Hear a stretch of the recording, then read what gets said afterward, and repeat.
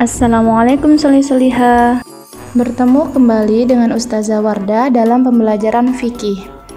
Adapun materi yang akan kita pelajari hari ini yaitu berkaitan dengan doa.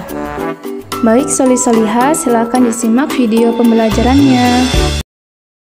Nah, Solih-Solihah, setiap harinya dari pagi sampai dengan kita tidur, kita selalu menerapkan doa. Baik ketika akan belajar, akan makan, sesudah makan, ketika kita sholat, doa untuk kedua orang tua, doa dunia akhirat, dan banyak lagi bacaan doa yang sudah dicontohkan oleh Nabi Muhammad SAW. Tanpa kita sadari, setiap harinya ternyata kita tidak terlepas dari berdoa. Tapi sebenarnya apa ya itu doa, Solih-Solihah? Nah, jadi doa itu artinya memohon kepada Allah atas apa yang kita inginkan. Apakah doa itu harus selalu dengan bahasa Arab, Ustazah? Tidak ya, Solih-Solihah. Jadi, berdoa itu boleh dengan bahasa Arab ataupun dengan bahasa yang kita pahami, seperti bahasa Indonesia. Dan tidak harus selalu diucapkan dengan lisan. Berarti jika Solih-Solihah Ustazah berdoa di dalam hati, tidak diketahui oleh ayah ataupun bunda ataupun teman-teman, juga tetap diperbolehkan. Kenapa? Karena yang mendengar doa kita itu adalah Allah. Sementara penglihatan dan pendengaran Allah tanpa batas. Jadi meskipun kita berdoa tanpa diketahui siapapun, kita tidak perlu khawatir karena ada Allah yang Maha mendengar. Nah, Solih-Solihah, berdoa juga harus dibarengi dengan ikhtiar ataupun usaha. Misalnya Solih-Solihah ingin bisa pelajaran matematika misalnya. Bisakah kita hanya minta kepada Allah setiap hari kita berdoa tanpa usaha? Tentu saja tidak bisa. Jadi, doa harus pula disertai dengan ikhtiar ataupun usaha. Apa ya kira-kira usaha yang bisa kita lakukan agar kita bisa pintar? Salah satunya adalah dengan rajin mengulang kembali pelajaran dan belajar di rumah. Kemudian apalagi? Fokus saat belajar dan tidak bermain pada saat jam belajar. Emang Ustazah, apa sih tujuan doa itu? Nah, jadi Solih-Solihah, tujuan dari doa itu adalah agar apa yang kita minta dimudahkan oleh Allah dan diberikan yang terbaik oleh Allah.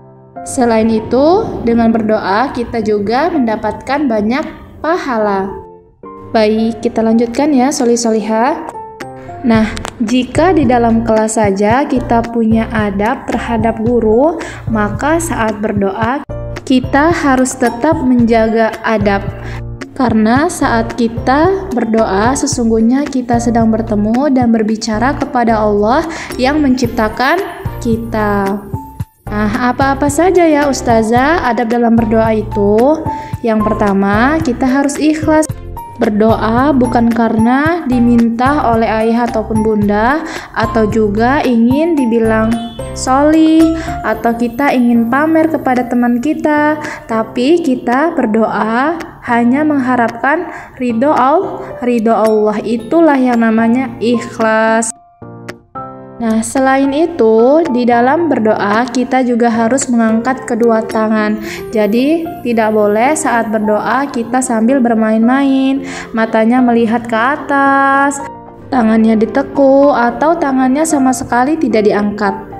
Solih-Solihah tahu, jika kita menjaga adab saat berdoa, maka itu akan semakin mempercepat doa-doa kita dikabulkan oleh Allah. Ustazah, apakah berdoa itu harus selalu ketika kita selesai sholat? Tidak ya Solih-Solihah. Jadi kita boleh berdoa kapanpun dan dimanapun, asalkan tempat yang kita gunakan untuk berdoa itu dalam keadaan baik. Contohnya, kita tidak boleh berdoa ketika sedang di dalam kamar mandi. Kenapa? Karena tempatnya adalah tempat yang kotor. Nah, jadi Solih-Solihah, ternyata di dalam doa itu ada banyak sekali hikmah ataupun manfaat yang bisa kita dapatkan. Dengan berdoa, membuat hati kita menjadi tenang. Dengan berdoa berarti kita sudah menggantungkan setiap ikhtiar kita, setiap usaha kita hanya kepada Allah, sehingga itu membuat Allah semakin cinta dengan kita, Bisa menambah ketakwaan kita, dan bisa menjadi pelindung kita baik dari kejahatan jin ataupun manusia. Nah, alhamdulillah sholih-sholihah, pelajaran fikih kita hari ini sudah selesai. ingat untuk kerjakan tugas fikihnya. Kita tutup dengan doa kafaratul majelis. Sampai jumpa pada pembelajaran berikutnya. Wassalamualaikum.